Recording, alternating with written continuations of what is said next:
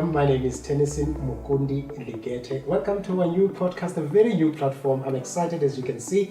And this is Legendary Talks, and we're going to be talking to the legends of South Africa and outside. But our priority is people from South Africa.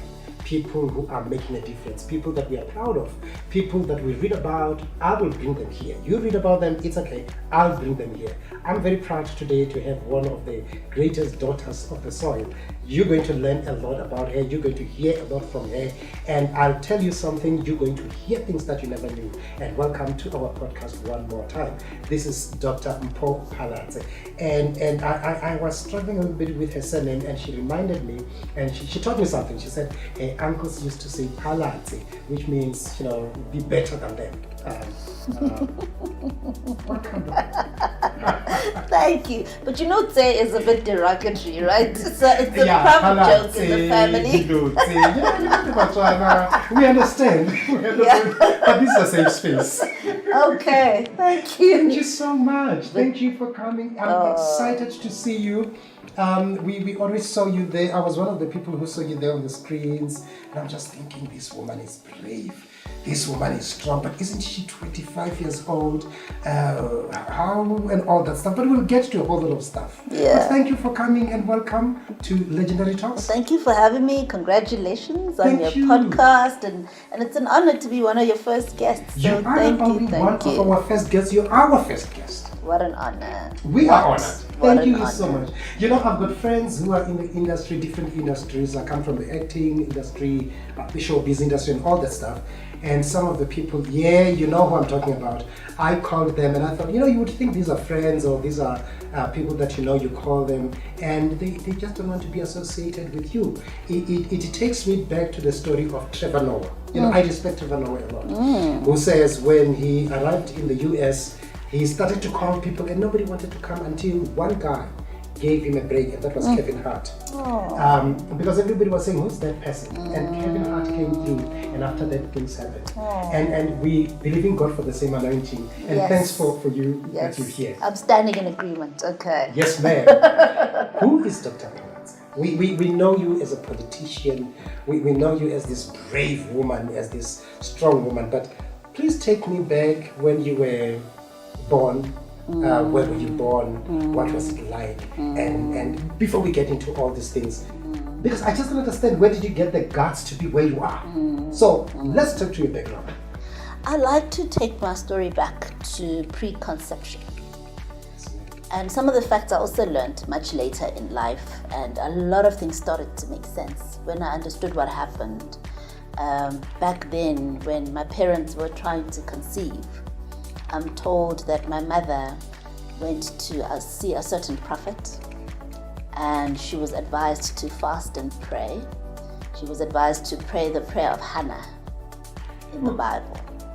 And so she prayed the prayer of Hannah, and she made a covenant with God, and she said, give me a child and I'll give them back to you. That's the story of someone. Right. Yes, ma'am. And for the longest time in my childhood, I always had this burden I didn't understand. I always felt like I was different and that I was drawn to people differently. And I never understood why until one day, another prophet, this is now early 2000s, said to me, I see that this happened, in your past. And I was completely shocked because my mom had never shared this. And I went and I confronted my mom, and I think it was my aunt actually who broke it down and said to me, this is what actually happened. And suddenly everything made sense. I understood why I was wired the way I was wired, why I was drawn to people the way I was, why I had such a burden for humankind.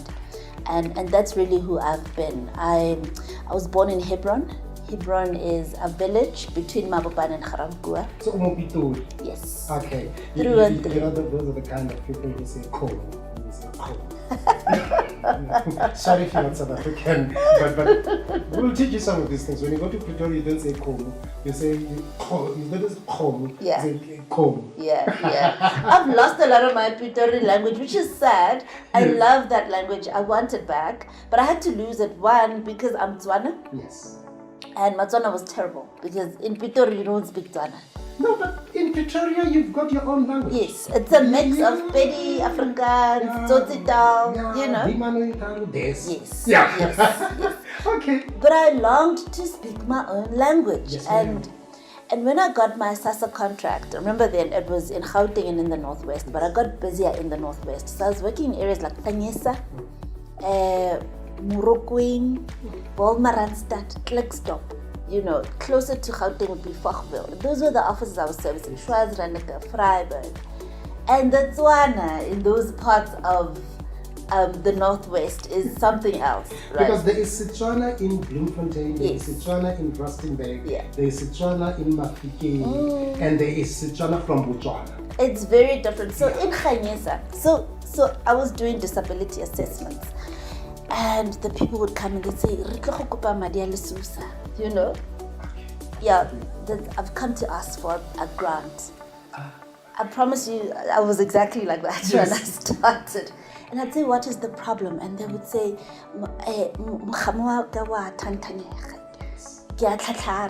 know. That sounds like it's a Bushman's language. And I realized I don't know my language. Yes. But I grew, and now I speak pure Tswana. I'm very proud. Yes, I speak very good Tswana, right accent, right everything. My Pitori Tal not so good anymore, but I still love my Pitori culture very, very much. Yes. My mom is still in Pretoria, so I live there half the time.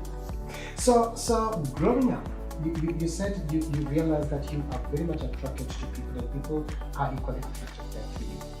What are the things that you identify when you were young? Because I will tell you, some of us when we were growing up, all we were thinking was, how do I protect myself?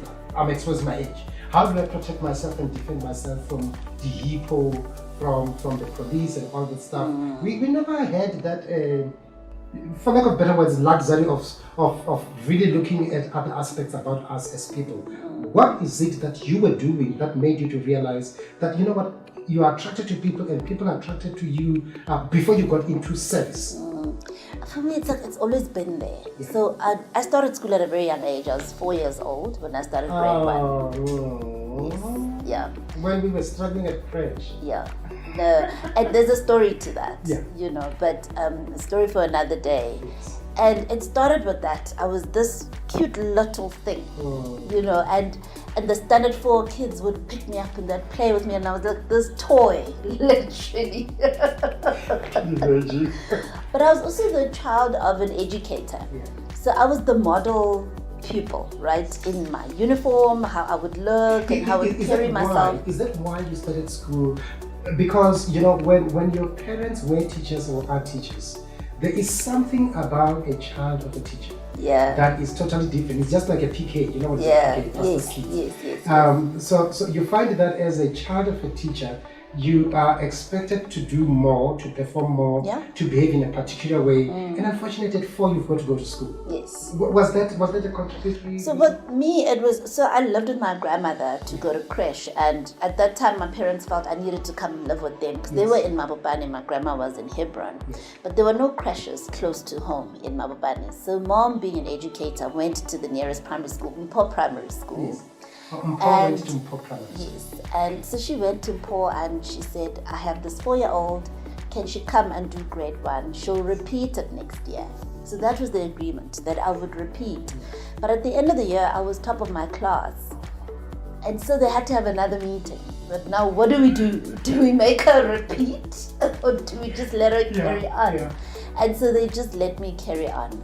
But I was very, very small. And I was tiny, you know, my body build was very small.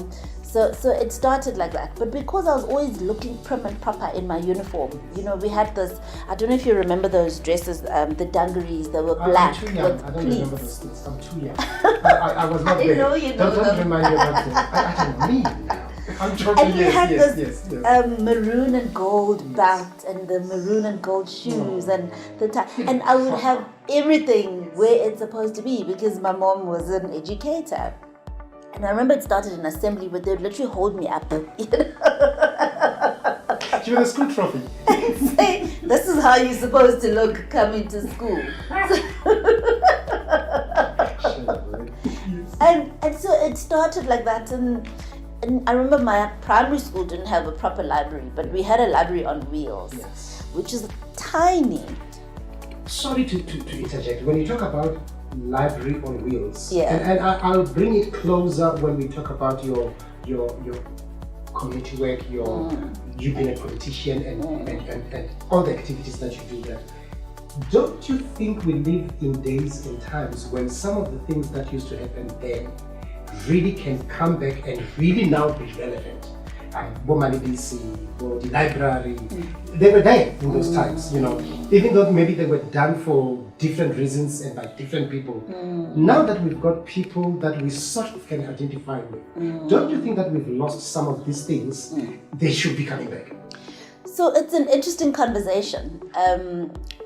My husband just wrote an opinion piece a few months ago for the Daily Maverick on the same topic of libraries, and we had a lengthy debate before he could release the article on the relevance of libraries today. And I spoke to people that I respect, people who are well-read and have a thirst for knowledge, and I asked a few of them, when last did you visit a library? And you'd be surprised to see how the need to actually visit a physical library has decreased substantially, because libraries have changed, and with technology and with 4IR, we have access to information on our gadgets.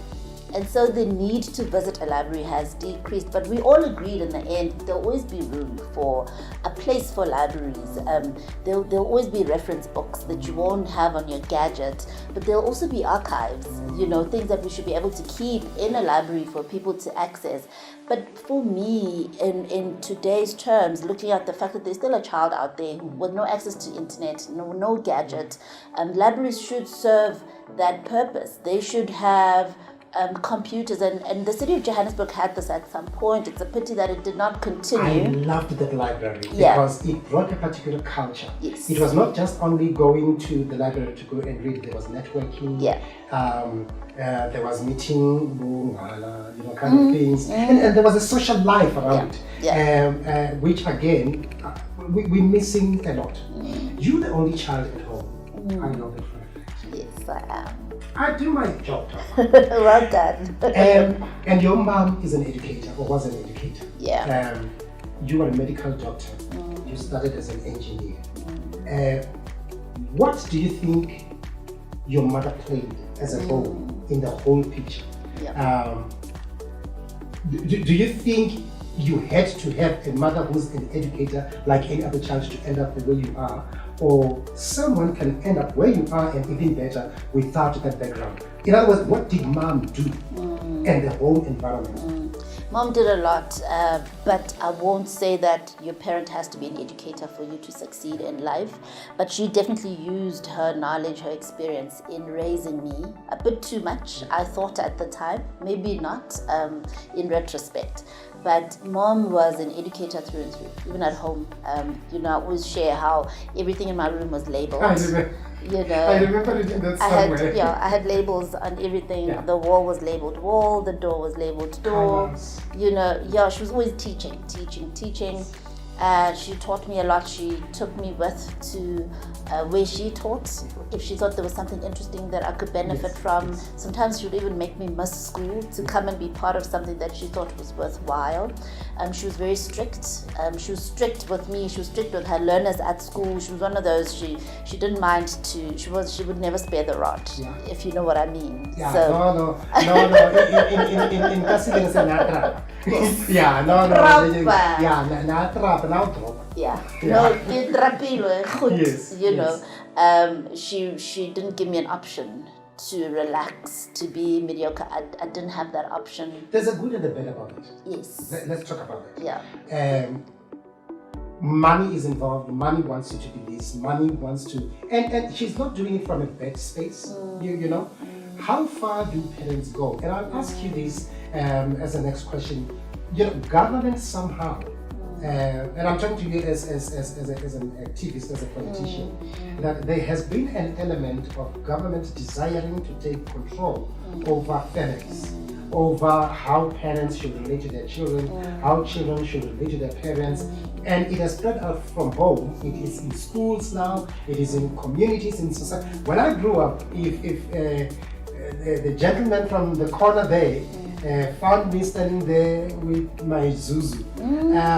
He was going to deal with me. By the time I go home, I'm done with. Yes. But now, I can't even tell a neighbor's child what to do.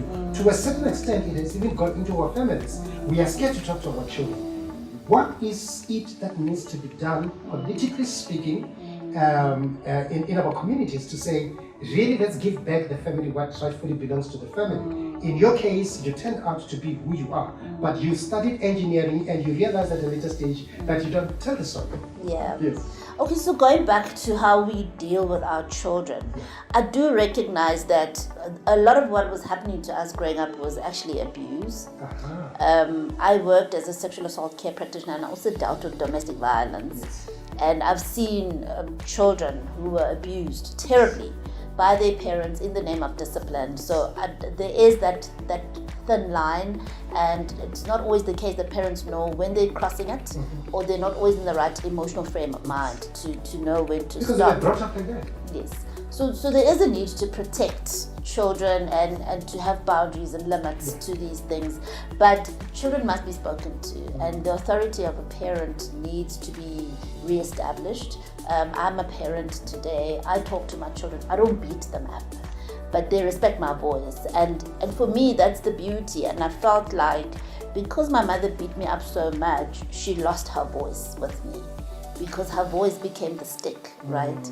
And unfortunately for her, because she was such a powerful role model, I could model after her regardless.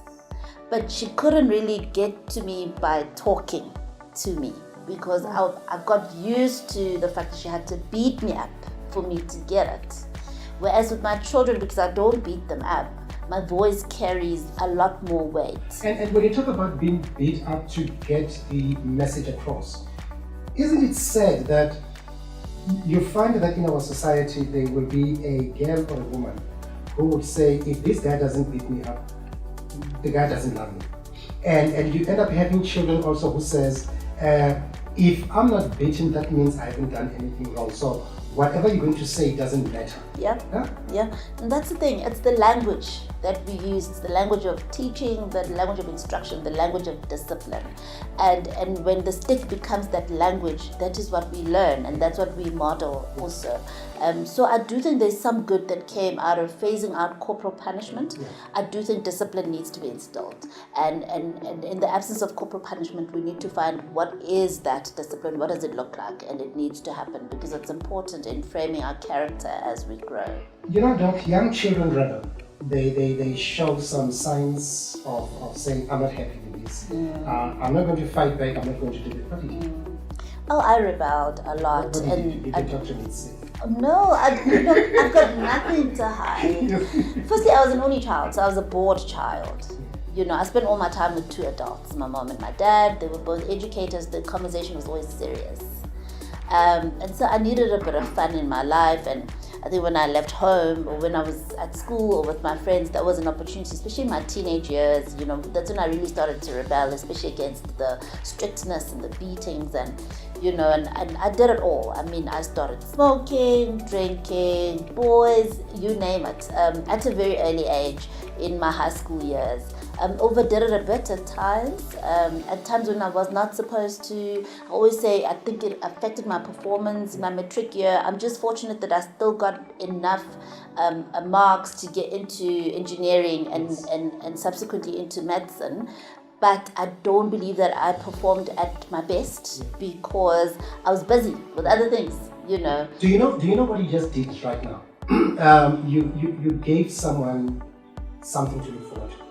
Because we look at you guys on TV, we just think she was born and bred and look at her now. Because you know when you grow up, parents always said, you know, that boy is better than you and all that stuff. But they always say, don't worry about that, the grass is greener on the other side. You don't know about the what, you know. So in your case, you have done something that is quite interesting, because someone who's looking at you right now, who is saying, I've got 5 children already, I'm not 30 years old, all my focus is on my children, I want to do this and that and forget about themselves. You didn't do that. You looked at yourself and said, I've smoked, I've drank, I've done this, I've done that and everything. But hey, I'm going to keep myself. Do you feel like that sometimes? Well, I'm very proud of my entire journey. I have no regrets. I believe that each part of it was important and I had to go through it.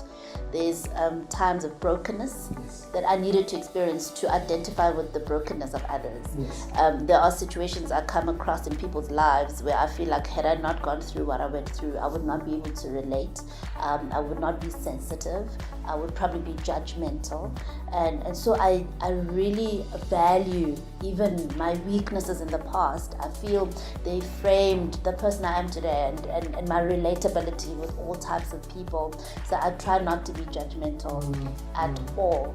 And yes, I would say to that person out there who says, I've had a bad past, it's fine, it's part of your story. Use it, use it for good. And there's always good in you. You can always reinvent yourself and become a better person. It's never too late. For as long as there's breath in you, you can still do new things. Before we go to other parts, somebody wants to know why didn't you finish your engineering degree and you jumped into medicine? I don't know. I'm not an academic.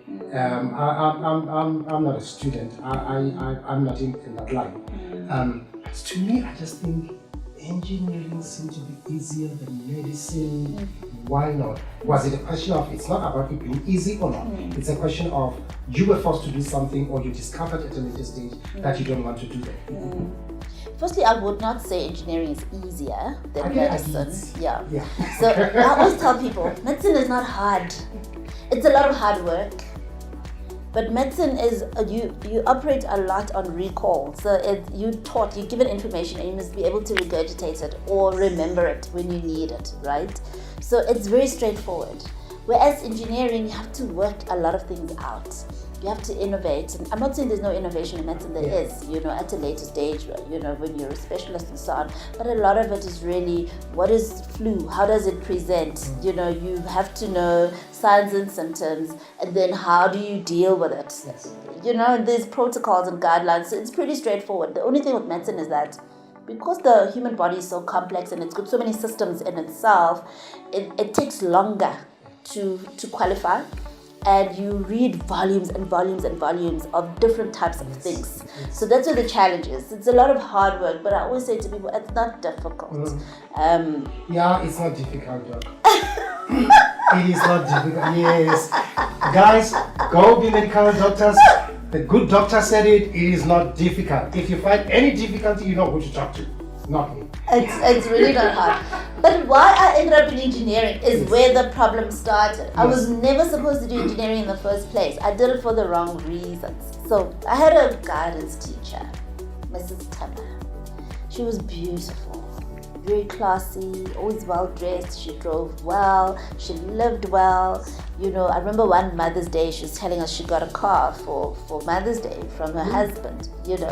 That was her standard of living. And as girls, I went to a girls only school later on in life, and we all envied Mrs. Tammer. We all wanted to be like her, and she happened to be a guidance teacher. So she was actually helping us to discover what we would like to do and helping us with applications for bursaries to universities and so on. And so I went to her and I said, Mrs. Tammer, what does your husband do? Because I wanted to be like her husband, because I wanted to afford the life they could afford and I wanted to live how they lived. And she said to me, my husband's a chemical engineer. Yes. And just like that, I decided I want to be a chemical engineer. So I can afford myself. I didn't even look at other types of engineering. I was like, that one that your husband is doing, that's the one. I'm going there. I'll have enough money to do what I want to do. Yes. And of course she was excited because, my husband inspired somebody, right? And I think that's probably how she looked at it. And she immediately got to work. She was helping me to become like her husband. And we put in a lot of work. I think in Standard 9, she put me on an incubation program at University of Pretoria where we spent a week being immersed in the engineering space. We visited a lot of factories, we got exposure to different types of engineering, and we spent time at the university as well, so we also got that exposure. So she got me into that program. In my matric year, we started applying for bursaries. I got a bursary with SAPI, and I got accepted at WITS. And everybody was excited. Everything just happened. It was like so easy, Decide now. I realized actually my first vacation work, because when you have a bursary you have to do vac work, right, during the holidays, and I went to Springs. Sapi had some operation there, and I was given a task to put together a training manual, and I was given some PPE. So they gave me blue overalls, safety shoes, hard hat, I can see you in those blue overalls. the works. And they threw me in the effluent plant in a park home office by myself. Now, me being a people-orientated person, that just killed me. Gosh. I hated it. I couldn't understand. Is this what my life is going to be like? It looks like good prison. Yes, you know? You know? And the actual work was fine. I didn't have a problem putting together the manual. Actually, I did a good job. They were happy. But something was missing. Yes. Something that was crucial to the kind of person I am and what I'm supposed to spend most of my time doing. I'm supposed to spend most of my time with people and around people. Would I be right that more than any other thing, more than being an engineer, more than being a medical doctor, you were a communicator? Well, if that's your interpretation, Yes. I'll take it. Because I just want to find out now, moving into your politics, when I talk about you being a communicator. You know, it would have been expected. Here is a young woman, educated, informed, beautiful. She's got everything. She understands the suffering of the black person, and jump into the political scenario, you end up with the DA. It would have been expected that no, maybe we cover ANC or EFF. What else? Do we still have PAC?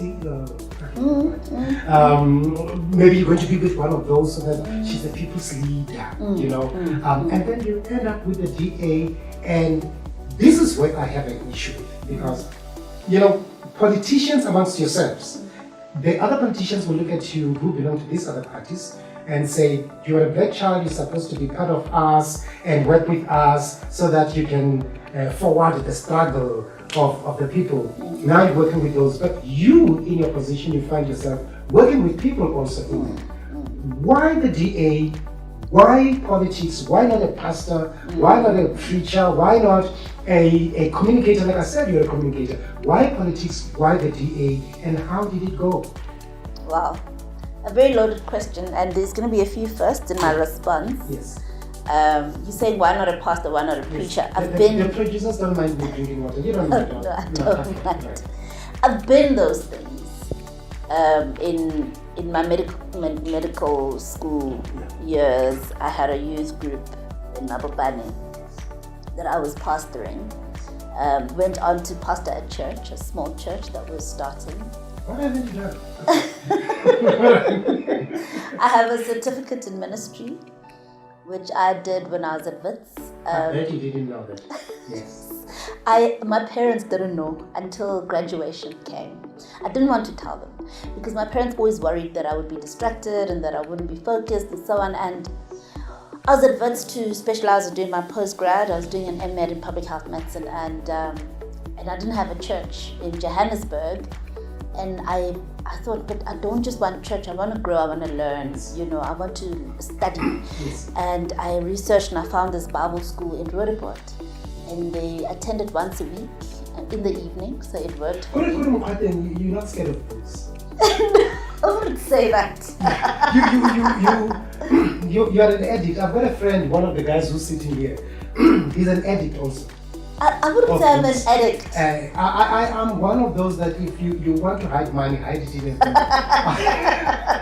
No, I don't mind reading. I wouldn't say I'm an addict. Yes. Sorry, I interjected. Because I'm just thinking, you are at university, you're doing the pastoral work, and you've got to read, and you're reading and reading. Why? It's one life, for crying out loud sake, you know. It was one fulfilling for me. Yes. But I've always had a sense of purpose.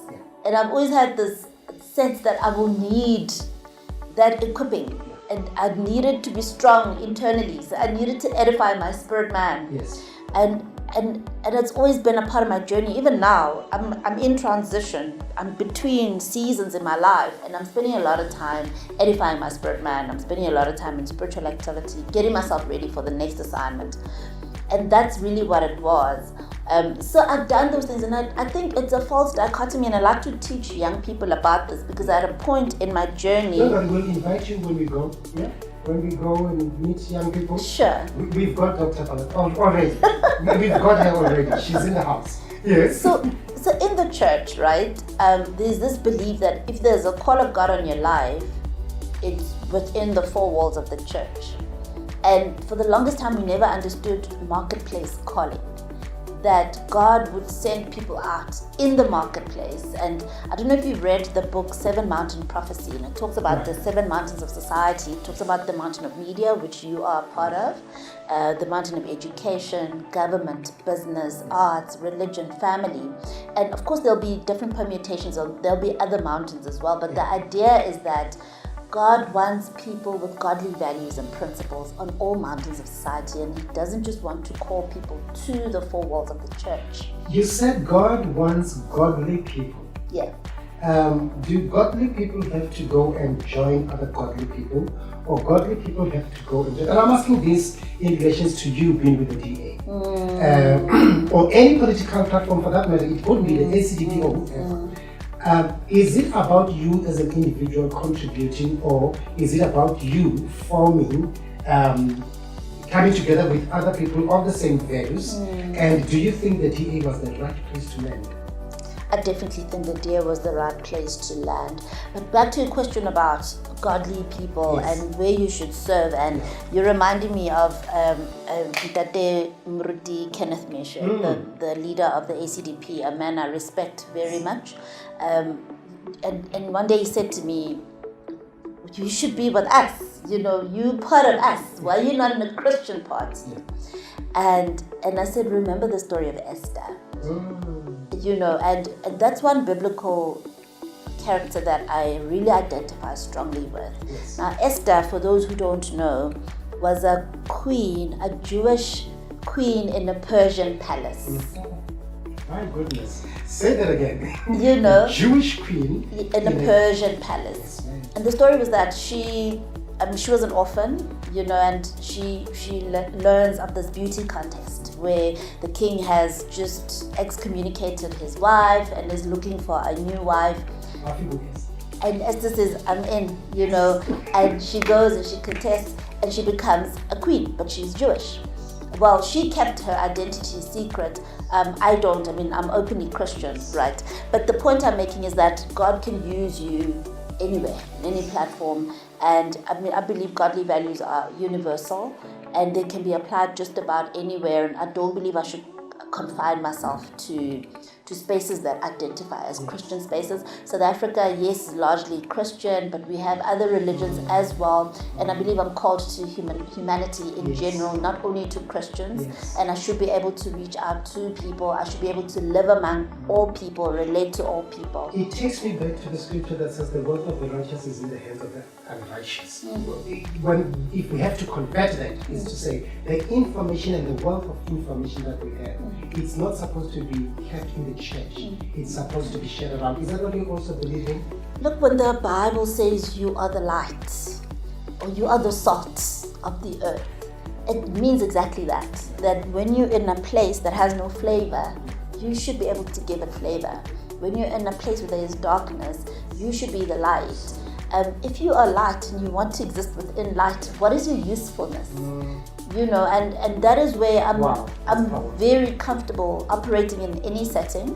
I can really operate in any setting. I believe I'm called to all people. I still insist, Doc, on saying why not the ANC, why not the EFF, why the DA, why not ACDP for that matter, for Christian values. And I really am going to stay on this one because we've got race politics, we've got stomach politics, we've got stupid politics, we've got, and you said something I shouldn't say, but let's just stay on the thing. Right.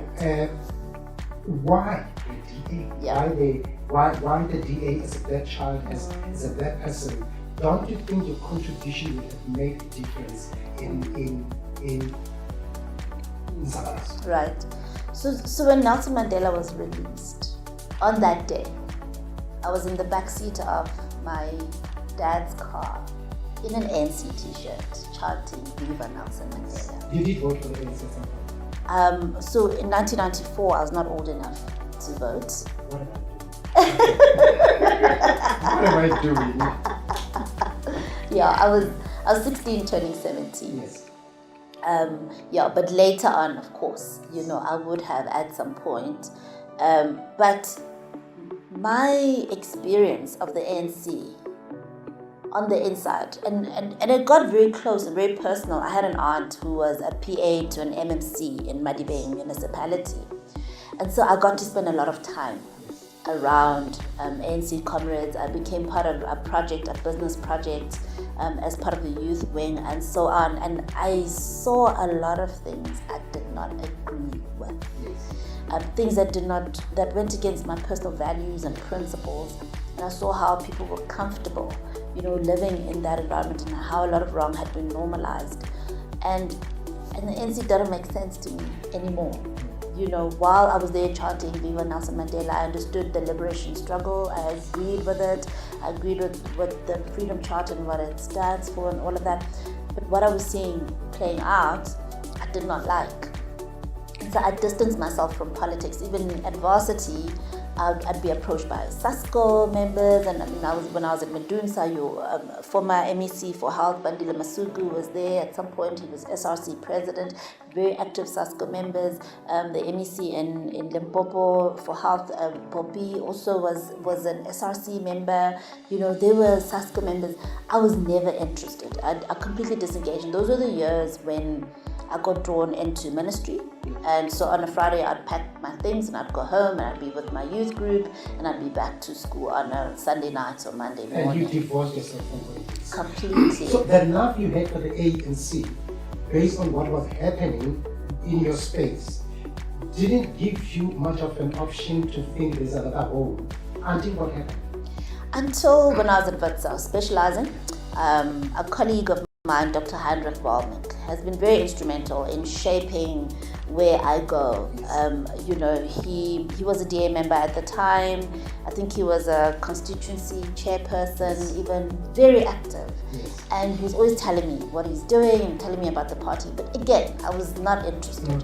Until one day he invited me to a debate. Now, I love Milton Beki. I have a lot of respect for him. Very interesting. Yes. He talks about his brother, like he's talking about another guy. Yes, I love that about him. Yeah, He tells the truth. He is not no bias. He will say,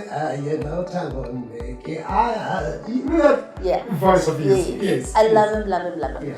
And he happened to be debating Helen Ziller in Rosebank. They were debating on the economy. Yeah. And when my friend shared that this debate was happening, I said, I'm not missing this one. Yes. I'm coming with you. Yes. And that's how he got me to my first DA event. And it was because of Meleti, really. So I went and I enjoyed the debate. It was very fruitful. And I remember as we were walking out, he tried to lead me to one of the tables, where the DA was collecting data and talking to people about joining the DA. And I was like, I'm okay. Mission accomplished. I just want to go home. And I didn't go to that table. And subsequent to that, he continued to share his own journey, and he became a parliamentarian straight from the 4-year program at Wits, and we kept in touch. He's still my brother today. Yes. And it was when I started experiencing certain things in my own career. So when I finished at Wits, in my transition, I worked as a casualty officer in Alexandra, and I've shared this story many times of the things I got exposed to, the lived reality of the people of Alex. And I was really broken to see how people lived, and a lot of that ended up in our casualties. It ended up in trauma. There was a lot of crime, and that's in my anger and frustration, I wrote to Heinrich. He was in Parliament at the time. He was serving as the Deputy Shadow Minister of Health. And I wrote to him and I said, why is government allowing people to live like this? What are you guys doing in Parliament? You know how we play the blame game when we're outside the system. Until you go in. And he challenged me. Yeah. He said to me, Paul, have you ever considered becoming a councillor? Because I was so concerned about Alexandra. Yes. He said, have you ever thought of being a voice? And isn't it interesting that in Alexandra, I find it very interesting and very annoying at the same time, that many politicians, and not only one party, we know that our president, I don't know if that's when he was the deputy president, we know that the Helen, everybody goes to Alexander, and I might not have anything tangible about Helen, but I know that the deputy president, then president now, if he was deputy president or president, I don't remember that very well, went there and said, we're going to build you 1 million houses. And all the other politicians, they will go there and say things. Isn't it annoying that the very people that need the services of our people from you guys as politicians, and I say you just, that everybody goes to people and promise people. We are going to elections on the 29th of May. If I were to vote for any party, and not the DA only, but if I were to vote for any party, we'll get to that as to what is it that I need to look at. But we still talk about the ANC. One other element that I want to bring about the ANC is that she didn't like the happenings, she didn't like the things that were happening there and all this stuff. Your husband is with the ANC. No, he's not. He's not. No. So he was with Action SA. This is interesting, yes. He has since resigned. So he's now apolitical. Where did I get this sense that he was with the ANC? Well, at some point in his life he was. Okay. He was so also, they capitalized on the fact that he was with the ANC, but the Action SA was not really talked about. No, it's actually more his time in Action SA that's talked about. He was in the ANC at university. Yes. He was in the SRC at Univen at the time. So now he's with the Action SA. He has since resigned. Okay, because I wanted to ask you a very interesting point that you've got a 21-year-old, 22. Yeah. And how old are the other kids? 14 and 7. Yeah. So with the 21-year-old, I wanted to put a scenario of saying, if he says, I want to go vote, is it Action SA or is it the DA? Do you both sit here with the profiles of the political organization and say, no, vote for this one and vote for that one? What role does your politics play at home? Well, as a wife, as a mother? Yeah, my children are very much aware, down to the 7-year-old. They're very much aware of what is what. Is it aware according to you, or aware as they should be aware? Is it aware because you told them this, so this is only what they are aware of? And I'm bringing it back to saying, do you find you've got an element in you that your mother displayed when you were growing up that made you to be who you are, both positive and negative? Do you find yourself being that kind of way? Listen here, I'm with the DA, and the really only political party that you should know that the truth of politics is this. How do you find money in you? So no. I have a suspicion my middle child is BFF. He's 14. The rebel. Oh yeah, he says no, that makes sense. He says that makes sense. I like that. And how do you deal with that? He's his own person. He's his own person. But you guide, right? But you don't indoctrinate and instruct. He's 14. He's only voting in 4 years' time. Yeah, so you get to know things more. Yes, but more importantly is, and I believe South Africa has not reached that stage yet, where we vote or we make up our mind based on information, the correct information. And I don't know if you watch Netflix. There's a series there called Borgen. It's based in Denmark, but I watched it during the time of our coalition. It was quite interesting to see how they do election campaigns, right? Where it's per policy. So what is the education policy of the ANC? What is the education policy of the DA? What is the education policy of Action SA? And in South Africa, we're not there yet. People still make decisions based on everything else, but what really affects them. But why are we there? It's 30 years. I should be asking you because I feel that the media should drive this, and media should drive this. You decide what election debates should look like. Yeah. I participated in a lot of debates ahead of the mayoral election, many, and it just did not come across. We were not talking enough about what is your policy on this, what is your policy on that, and allowing people to make an informed decision. Yes. So a lot of people at the polls, if you ask them at a policy level, what the different political parties stand for, they will not be able to tell you. It's about race. It's about other things. Oh, the DA will bring back apartheid, or they won't give us the land. Or, you don't even know. You've never even read the land reform policy of the DA. You'd be surprised to find. But isn't it your responsibility again? I know you threw it at me. I'm going to throw it back. Sure. For good reasons. Yeah. But when you put your budgets together as political parties, as government officials, forget the IEC, and I'm saying it, forget the IEC because I've got a little bit of issues with the IEC, really. Because if you're going to talk about voters' education and all that stuff, I just don't think the IEC, it's something else to say they're not doing enough. I just don't think they're doing anything. I really don't.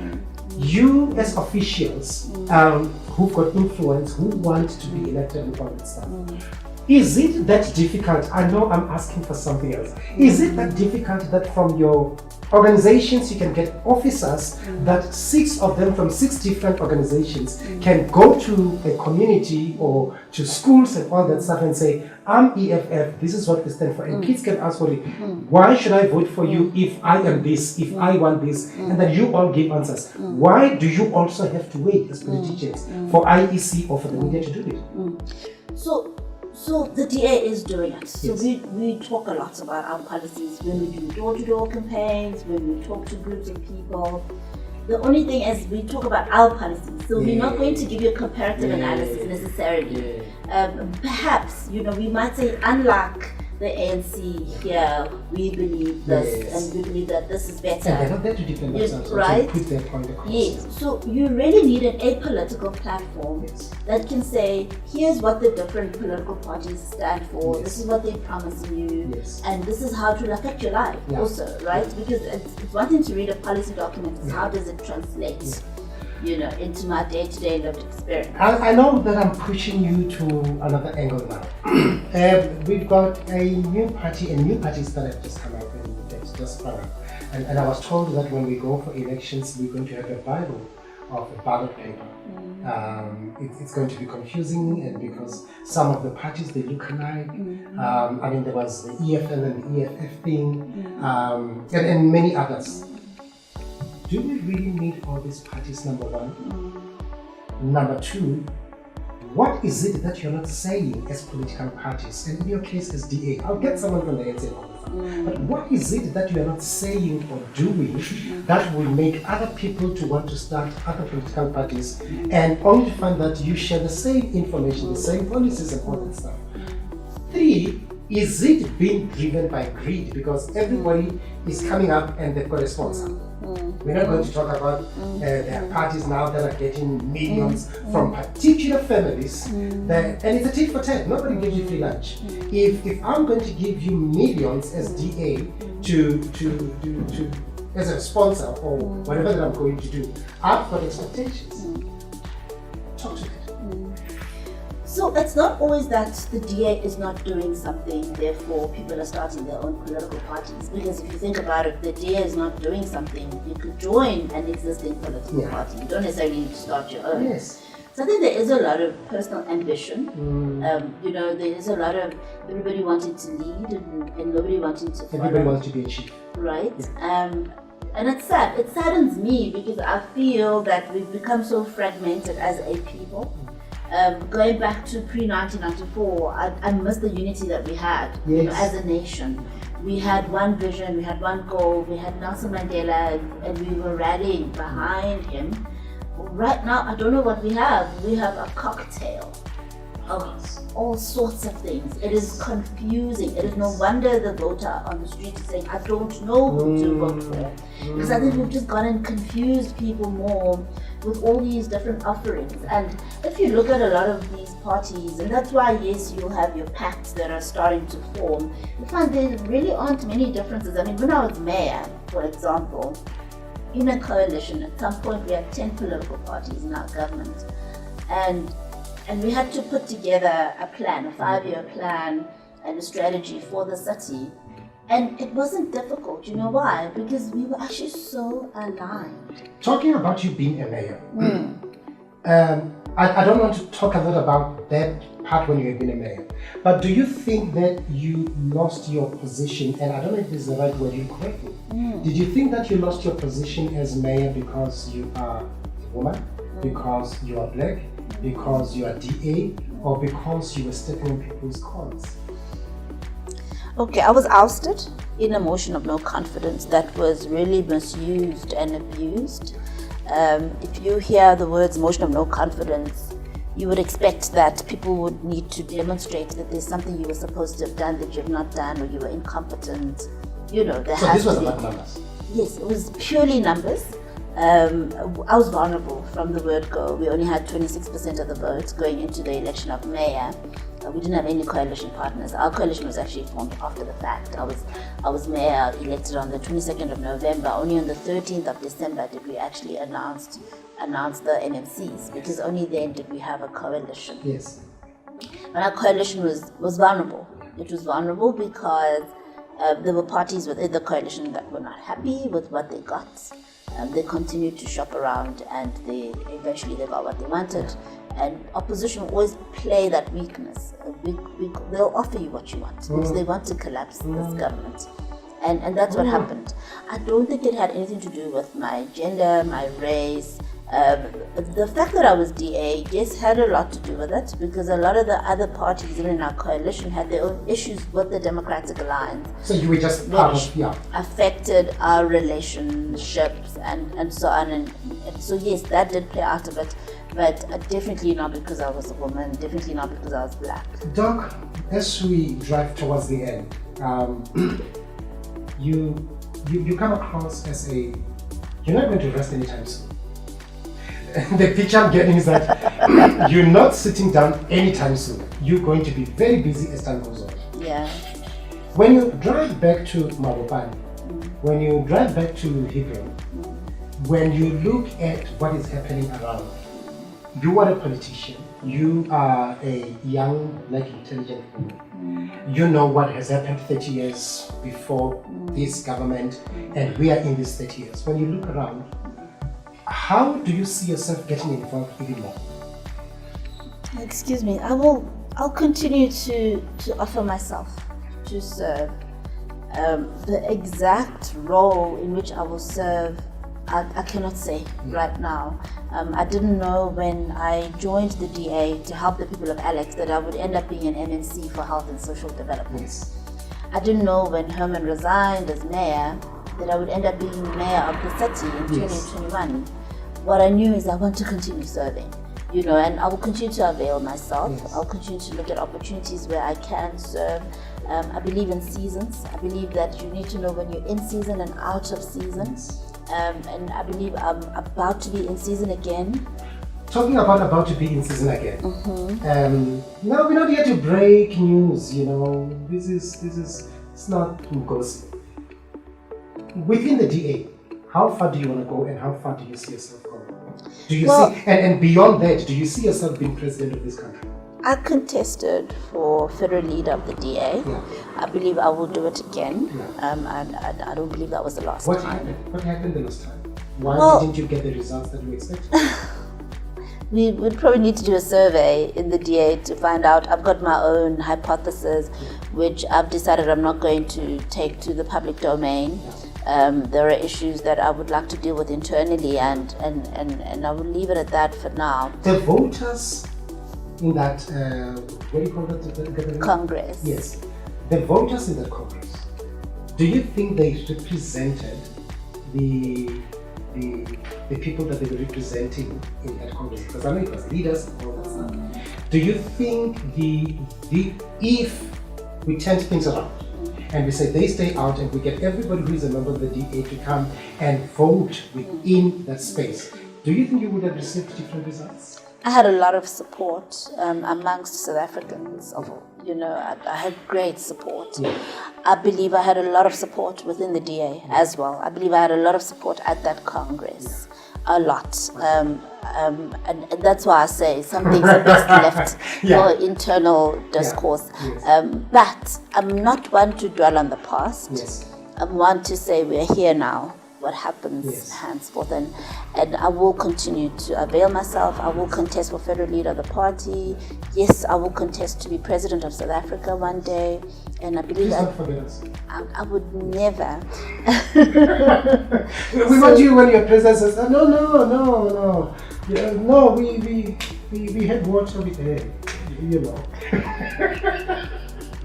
One thing I'm really grateful for Yes. is that I've never had positions I was serving in go to my head. And I'm very grateful for that, and I believe it will continue to be like that. I don't believe that it will change. Yes. A lot of people, yes, from a distance would read me wrong, but it's mostly people who've never interacted with me closely. Yes. But I get that feedback a lot once a lot of people interact with me. I know you better now. Yes. I mean, I can speak for myself. I know you better. Yeah. Doc, there is someone who needs motivation. There is a young girl from Pretoria who don't know, they didn't get NSFAS, maybe they're pregnant with their third child, maybe they are totally hopeless. They want to be like you know. One pastor once said, when a young man went to him and said, Pastor, I want to be like you. I really want to be, he's successful, he's doing quite well. He says, do you really want to be like me? The young man says, come let me pray for you. He says to the young man, he says, close your eyes. He said, Lord, allow him to go through the poverty I went through. Sure. Allow him to go through the pains I've gone through. Allow him to go through the humiliations that I've gone through. Sure. And the young man said, oh, okay. We can Maybe stop with not. the prayer. Maybe Yeah, not. yeah. I look at you like many South Africans and think, what a successful young woman. What a grand woman. What a informed, intelligent woman. We don't know half your story. Yeah. I mean, I've invited you here, and I can tell you that we're still going to have part 2 at some point when you're on the other side, most probably. But the little that you've shared with us within this space makes me realize that you're one of the South Africans doing great things. You're one of the South Africans that have gone through stuff, but you put stuff where stuff belongs, and you decided you're going to press on, and you're not going to be disturbed. You are determined, and you want to do that. But it's not everyone who does that. What do you have to say to that young man, to that young woman who needs to be like you? So I'm going to share my favorite scripture in the Bible. Yes, ma'am. It's Ephesians 2 verse 10, and it says, we are God's workmanship, created in Christ Jesus for good works, which were prepared in advance that we should walk in them. I believe in a purpose-driven life. I believe that there's a greater purpose in all of us. And I believe that my secret is in chasing. I've always wanted to know what is my purpose. And each time I get to find out what is my purpose in the next season, I want to move in my purpose. And it's about preparing yourself. It's about aligning yourself, your life. Preparation comes in so many ways. And yes, there's a price to pay.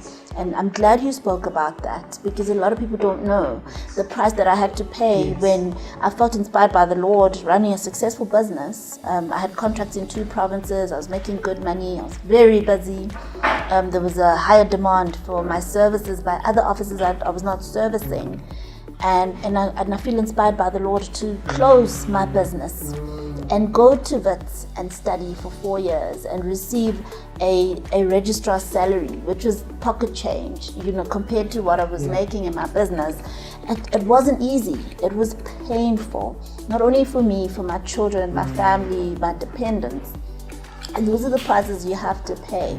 I had to move, to Johannesburg. I never thought I would settle in Johannesburg, believe it or not. I was a Pretoria girl through and through. And if you've observed... Did you also have problems with the roads, the way they are?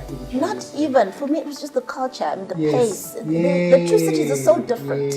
And I grew up in Pretoria. So I was a Pretoria girl, very relaxed, and I loved Pretoria. And Joburg was, I lived here. I did my engineering at Wits. So the 2 years that I was here, it was a lot, it was a lot. And I thought, geez, I could never settle here. Little did I know I was going to be mayor of the city one day. Ma'am. Right? And remember the story of Esther? Yes. And that's just the level of dependency for me. You need to firstly decide, I'm going to lead a purpose-driven life. You need to know your purpose. Your purpose is your destination. Where are you going? It's your vision. Who are you? Why were you born? Why are you the way you are? You know, what do you have your talents, your interests, your passions? Well, are you wired the way you're wired? To talk to your purpose. Now, once you know that, you need to say, the person I am now and the person I need to be to fulfill this purpose, what is the gap and how do I close the gap? And that's the preparation phase. And that is a responsibility. I had to study. I had to recognize that I'm a doctor. I know how to treat patients and how to treat ailments, but I don't know how to manage government systems. I had to recognize that gap, and I had to register to study. I registered with Parental College. I have an advanced diploma. Again, there she goes. Yes, and a Studying postgrad. the Bible, Yes. medicine, again, something else. Right? No, addictions come in different forms. Study to show yourself approved. Yes, ma'am. Timothy. Yes. So I studied, and it was wonderful because with each qualification I grew, and I became better and more better prepared to fulfill my purpose. So that's so important. And you spoke earlier about weaknesses in the past, things that people might not be proud of. All of that, bring that into what you're doing. There will be other people going through similar things. How did you overcome? You begin to share your strategies, your story, and it inspires people out of dark places, and you become the light that they've been waiting for. There's no waste.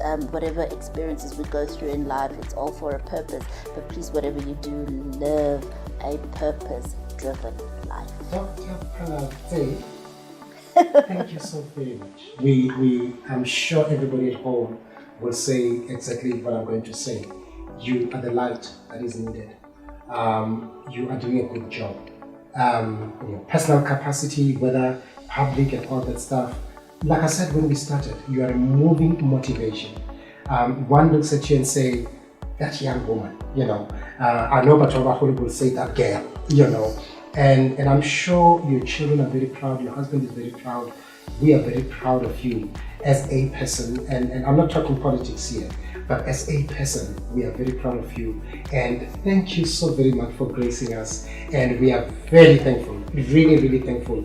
And I'm very grateful on behalf of the team. We are very grateful that you did make it over here. And may the good Lord of mercy bless you. Please don't forget us. We still say, as soon as you know, when you invite all those medias, please invite us also. We are together. We're together. We're together. Thank you so much. It's been lovely chatting. Thank you. Well, this is what we had to do. This is our very first program, our very first podcast interview. And thank you so very much. We will be back again next week. May the good Lord of mercy bless you. Tennyson, Mokondi, Ligete, Legendary Talks. Let's do this again.